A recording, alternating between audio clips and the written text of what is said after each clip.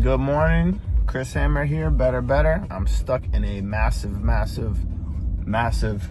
traffic jam, so might as well record a YouTube video while we're waiting and be productive here. So I want to cover a little betting recap over the past couple of days. Big games, big bowl games, big wins, big tickets, and then also some learning lessons and mistakes I made. So we always want to learn and get better. You're never too good at anything to not learn and get better. So let's start with a nice recap of yesterday. So we got Blazers plus 9.5, cash it. Easy one, Timberwolves plus 7.5, Warriors money line parlay plus 145. We got the over on the Ole Miss game. That was easy. I feel so bad for my boy Coop. He had a $100,000 parlay. He missed it on the under team total of Duke was like 15.5, and they had a kickoff return for 100 yards for him to not win 100K. But I mean, he still parlayed like probably $10,000, something crazy. So I feel bad for him there. Man, I feel terrible for his ticket. What else we have? And the big max bet, which was Notre Dame for, as you can see here, hit that for about 9,000. Notre Dame money line. I want to break that down, and I had a lot of trusted sources on Notre Dame. I had one who was somehow on Georgia, but we make our own decisions on this channel. But Notre Dame, you got a senior quarterback, 6'4", guy drives a Lamborghini. Other guy, nothing wrong with it, drives like a 1984, beat up F-150 or some shit like that. In a big moment, and this is his first start, like, it's not even really fair. Like, what was crazy is the spread was even. Notre Dame was favored by 1 point. Odds makers, casinos, books, they did that to make you believe that this was going to be a closer game than it was. They wanted to get more action on Georgia, and plus money is just a trick. Like, oh, you can get an SEC team at plus 1 point or plus 100. Like, at the end of the day, first thing I look at is quarterbacks. You got a senior versus sophomore who's never started. I don't care how good he was in high school, ESPN and some of my other friends at the casino were trying to like gas up Gunner, and he probably will have a wonderful, illustrious career, but not tonight, not his first start, man. It's just too big of a stage. I like to say you can't feed a baby steak, so he needs baby formula. Like, he was just playing high school ball, and now he's in an elimination playoff college football game. It's not even fair to hold it against him, and I think he played decent. I mean, he had like a sack fumble, which isn't his fault. I don't know if he threw it. He had to throw one interception. I'm not entirely sure if he did or not. But I mean, he had a couple nice like down the field throws, but it just the game management. Like, the quarterback is the point guard. They're damn near a coach on the field. When you're a backup quarterback, yeah, he had a couple weeks to prepare. I mean, I feel bad. Like, these guys don't even know the playbook. Like, honestly, like, it's so in depth. Like, it takes just to know the plays and to be able to play football on autopilot, knowing the plays already. It just, true line of that game was probably Notre Dame -3 minimum to like 6.5. So when I saw that, I'm like, oh, this is an easy one. So I jumped off the porch on that game, hit it for I got paid out like 16,000. Learning lesson, and I was ready because the day before I had Ohio State on a teaser plus 5.5. That one won for 1,500, but I was going to make one of the biggest bets I've ever made. I was trying to do at least 10,000 on the app and maybe like $30,000 ticket on Ohio State. But when you're playing or laying that much wood or that much pipe or whatever you want to say, like, when you're trying to bet big like that, you got to, like, I wanted to wait live and get a better line on the game. I didn't want to mess with the points, even though I liked the spread at -2.5. It was a revenge game versus Oregon. Ohio State completely dominated from start to finish. And something that kind of pissed me off is the Arizona State-Texas game went into overtime. And I didn't even realize that the OSU game had started. By the time I had realized it had started, OSU scored in like 3 plays. So they're up 7-0. I had zero opportunity to jump in live. I call that being locked out of a game. And if it's a blowout, you'll never get a better line. So you can almost never like jump in live, and you can't anticipate a blowout. So the line just keeps getting worse and worse and worse, and you get no opportunity to bet. So that's happened to me twice this year. The other time it happened was Packers at Seattle Seahawks. It was a Sunday night football game in Seattle, and the Packers just smacked Seattle. They were up 14-0 before you knew it, and before you know it, I could not even get in on the bet. So, learning lesson. Live betting, it's an opportunity. It's not the main focus. It's like an appetizer. It's not the main focus. So you can get a nice opportunity live, but it's not guaranteed because it depends on how the game is swayed. So you may have an opportunity, you may not have an opportunity, but you can't have your main course, your main entree as a live bet, because there's no guarantees that will present itself. So you must always bet, especially if you're convicted. Like OSU was a max bet for me. It was a super slam. Like I woke up, I already knew I was going to slam it. Every single trusted source on the planet, on the face of the earth, and my phone was on it. I got zero information about Oregon. Zero tips, zero plays on Oregon. I mean, it was just the wrong side, clearly. But I learned that will never happen to me again. So it's good. It's good. Like you have to have different, as you rank up and like evolve and get better at betting, you're gonna have these like aha light bulb moments. That was another one, because like live betting is very dope, and when executed correctly, you look like a fucking genius, because you're like, oh, you got a better line. Like I was telling one of my good friends about betting on the Lions game, and I said, just wait and catch it live. You know this game's gonna be back and forth. Well, that I look like a genius, because he put like, I don't know, 10 or 20 bands, maybe more, on the Lions -2, but he was sweating the whole game.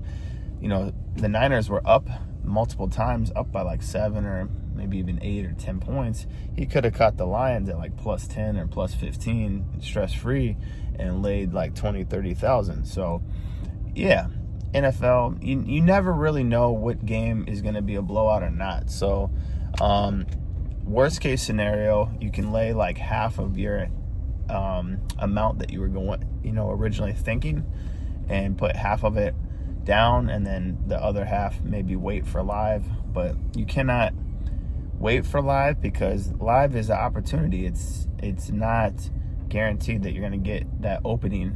So you have to take advantage of the pregame lines. So big learning lesson. However, 2025 has been absolutely amazing. Gonna book a flight to the Dominican Republic here probably tonight, and get out of here for a few days. I just need to sleep, recharge. But yeah, I mean, I'm as locked in as it gets on this. So, but yeah, I mean, that's the main thing about live betting. It's good for NBA. It's good for back and forth stuff. Like NFL is kind of more back and forth, but college football, like Oregon was undefeated. They were like 13-0 or whatever they were. Like I did not, 99 out of 100 games played, I did not see them just getting smoked, blown out from start to finish, like never even compete on that game. So, but it was a revenge game. Like I knew OSU or Ohio State was going to win, and I was strongly convicted that they would cover, but I thought I'd have an opportunity where it'd go back and forth at least a little bit, or, my hope and my goal on that game was Oregon goes up 7-0. I get Ohio State to win money line at plus money. and then I could have bet like, 10 grand to win 15 or something like that. So unfortunately, dream shattered on that one. Big learning lesson, and that's okay. But yeah, I mean, that one kind of haunted me because it would have been nice to slam that. But next day, Notre Dame versus Georgia. We'll break it down real quick. Well, we already did. But I had the same amount of conviction on Notre Dame. I'm like, oh yeah, this is an easy one. Like, let's go ahead and jump off the porch for this one. And, hit it for 10,000, had it on a couple parlays. Just easy stuff. I mean, you have to be absolutely blinded by SEC or ESPN or whatever media narrative that you watch. But, I mean, if you played sports in college or high school, it's like senior quarterback versus like a sophomore who's never played a game or started a game. It's just not even fair. So that one was an easy one. They were up pretty much the whole game, pretty much dominated all aspects of the game. So that was a relaxing kind of kick your feet up bet. So pretty happy about that. NBA is still tough as shit, man. Like a bet that I missed yesterday, this was painful on all kinds of levels here, but I took Milwaukee Bucks. They're down like 10 or 15 points in the third quarter to the fucking Brooklyn Nets, and the Nets suck. So it was plus 220. I put 1,000 on it. Nothing major, but it would have paid 2,200 profit, so 3,200 back. Man, tell me why the Bucks come all the way back. They're down one. Giannis, who's like 6'10", misses a dunk somehow, which basically cost us the game. And man, I hate the Milwaukee Bucks. Like, I lost one of the biggest bets I've ever played when I took the Thunder in that NBA Cup. And Giannis is just balling out of control. Dame Lillard is balling out of control. Yada, yada, yada. Now, Milwaukee Bucks are at home. I just need them to win. They were 12.5, 13-point pregame favorites. I mean, they're like minus like probably 700 money line. I got them at plus 220. This right or wrong, it's the process here, not the result. The process of the bet, finding the value, was a phenomenal bet, win or lose. So that is what you look for. Like, you're not going to win them all, obviously, but you want to search and find value. That was tremendous value for what it was, and perfect timing, third quarter, plenty of time to come back. They ended up losing the game by a point or two, and they even were down 3 with like 6 seconds and had a chance to tie. Dame Lillard misses, of course, but point blank, period. The point is, we had a chance to take a negative 700 money line at plus 220. That is why I am a live sniper. Like, that's a live snipe. Win or lose, it's a great bet. So that's what you search for. We'll talk about live betting since it's a good time for that. I had one girl comment on one of my parlays, and I'm going to call you out on this, but it's okay. You must be new. But I had a parlay that I posted. It was even money, but every team won by like 20. So it was actually a live money line 4-way parlay. But the point of the parlay was that it was stress-free money. So like in 2025, we're in 2025. I keep forgetting that. It's 2025. For you to be able to bet $1,000 on 4 teams that are already up 10 to 15 points against trash teams, and they win by 20 to 25 points, and you don't even have to sweat it, and you bet 1,000 to win 1,000. I mean, $1,000 a day is 30 grand a month.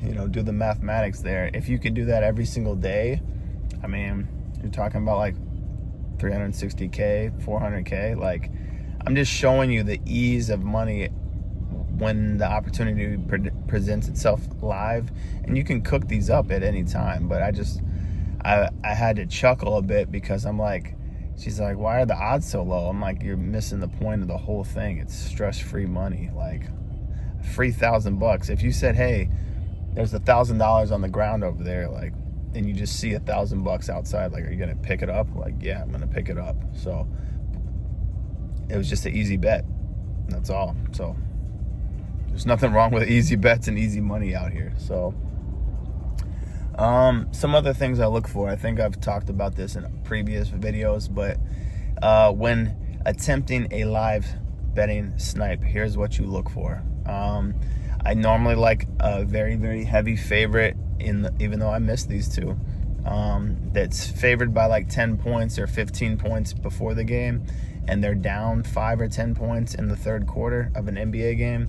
That is kind of the timing that I'm looking for, because normally they're at home, they're going to rally, they are going to have a nice fourth quarter, typically, and they can easily come back and win pretty quick. And they either start the fourth quarter with a nice run. I mean, Milwaukee went on like a 15-0 run. I mean, it was impressive, and I was just pissed they didn't finish the job.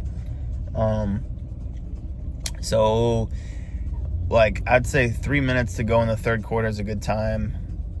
You know, even start of the fourth quarter, you could do it, depending on the lead. I look for like 10-point leads, because it's not that much to erase, and you can get really good odds. Other things I look for, I don't know if this is superstitious, but I want you guys to like pick up on a few things.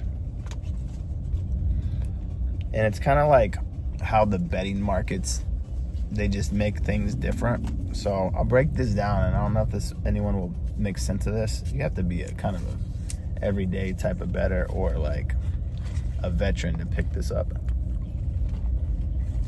But so I noticed